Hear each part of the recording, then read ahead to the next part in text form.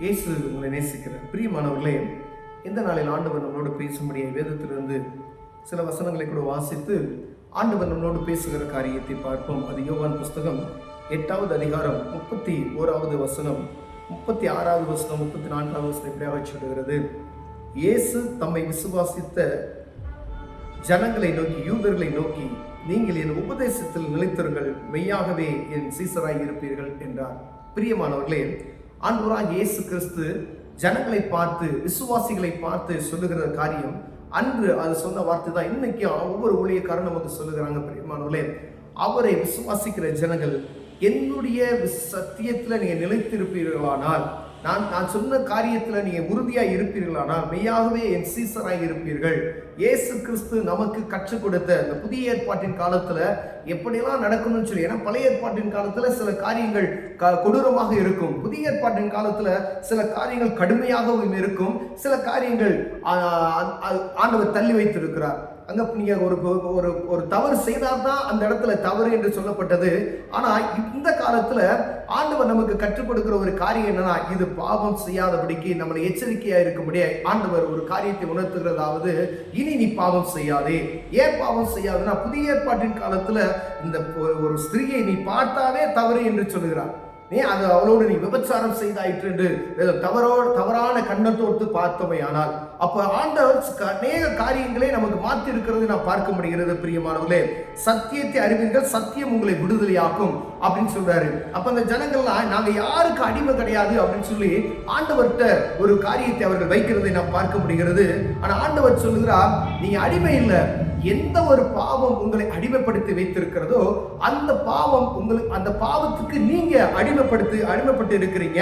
அதற்காக தான் சொல்றேன், அதுக்கு நீ அடிமைப்பட்டு போய் விடாதபடிக்கு எச்சரிக்கையாய் இருங்கள் என்று ஆண்டவர் சொல்றார். பாருங்க, அவருக்கு பிரதியுத்தரமாக, நாங்கள் ஆபிரகாமின் சந்ததியாய் இருக்கிறோம், நாங்கள் ஒரு காலம் ஒருவனுக்கும் அடிமையாய் இருக்கவில்லை, விடுதலையாவீர்கள் என்று நீர் எப்படி சொல்லுகிறீர் என்று கேட்டார். இயேசு அவர்களுக்கு பிரதியுத்தரமாக, பாவம் செய்கிற எவனும் பாவத்துக்கு அடிமையா இருக்கிறான் என்று மெய்யாகவே உங்களுக்கு சொல்லுகிறேன்.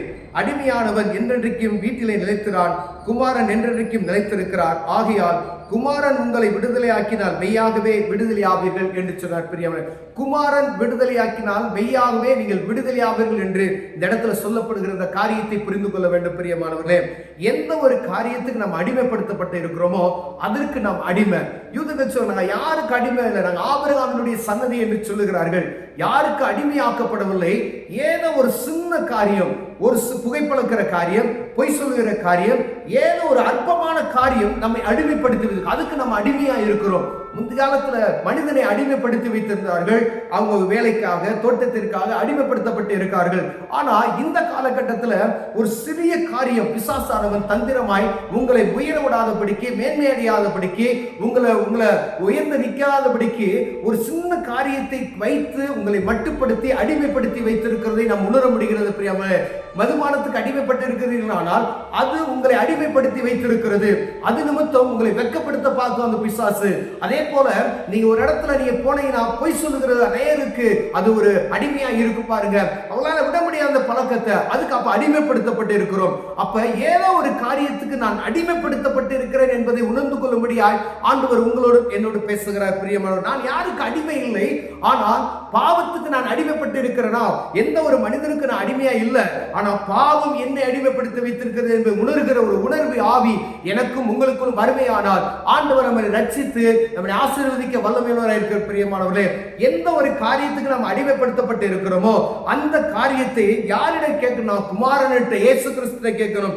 ஏன் அப்படின்னா, குமாரன் உங்களை விடுதலையாக்கினால் மெய்யாகவே நீங்கள் விடுதலையாவீர்கள். நீங்க எப்படிப்பட்ட அடிமைத்தனத்துல, எந்த காரியம் உங்களை அடிமைப்படுத்தப்பட்டு, பணம் அடிமைப்படுத்த வைத்திருக்கிறா, ஏதோ ஒரு பாவம் உங்களை அடிமைப்படுத்தப்பட்டு வைத்திருக்கிறதா, எந்த காரியமாக இருந்தாலும் சரி, அந்த காரியத்தை தேவ சமூகத்துக்கு நீங்கள் தெரியப்படுத்துவீர்களானால் ஆண்டவர் உங்களை விடுவித்து காக்க வல்லமையுள்ளவராக இருக்கிறார். பிரியவர்களே, நான் யாருக்கும் அடிமை இல்லை என்பதை சத்தியத்தின் மூலமாய் நாம் அறிந்து கொள்வோம். அதுக்கு ஆண்டவர் சொல்றாரு, சத்தியத்தை அறிவீர்கள், சத்தியம் உங்களை விடுதலையாக்கும். நீங்க என்னுடைய சத்தியத்தின்படி நீங்க நடப்பீர்களானால் என்னுடைய சீசர்களாய் இருப்பீர்கள் என்று ஆண்டவர் நமக்கு கற்றுக் கொடுத்திருக்கிறார். அதன்படி நடப்போம். ஐயனால் ஆண்டவர் நம்மை ஆசீர்வதிக்க வல்லமையுள்ளவராக இருக்கிறார். கண்களை மூடுவோம், ஜெபம் செய்வோம். அன்பின் தகப்பனே, ஆண்டவரே, நாங்க யாருக்கு அடிமை இல்லை, ஆனா பாவத்துக்கு அடிமைப்படுத்தப்பட்டிருக்கிறோம். எங்க கண்கள் மறைத்திருக்கிறது ஆண்டவரே. எந்த காரியம் அடிமைப்படுத்தப்பட்டு இருக்கிறதோ அதை விட்டு விலக எங்களுக்கு உதவி செய்யுங்க. உங்கள் சத்தத்துக்கு செவி கொடுக்கிற இருதயத்தை எங்களுக்கு தாங்க. இயேசுவின் நாமத்தில் பிதாவே, ஆமென்.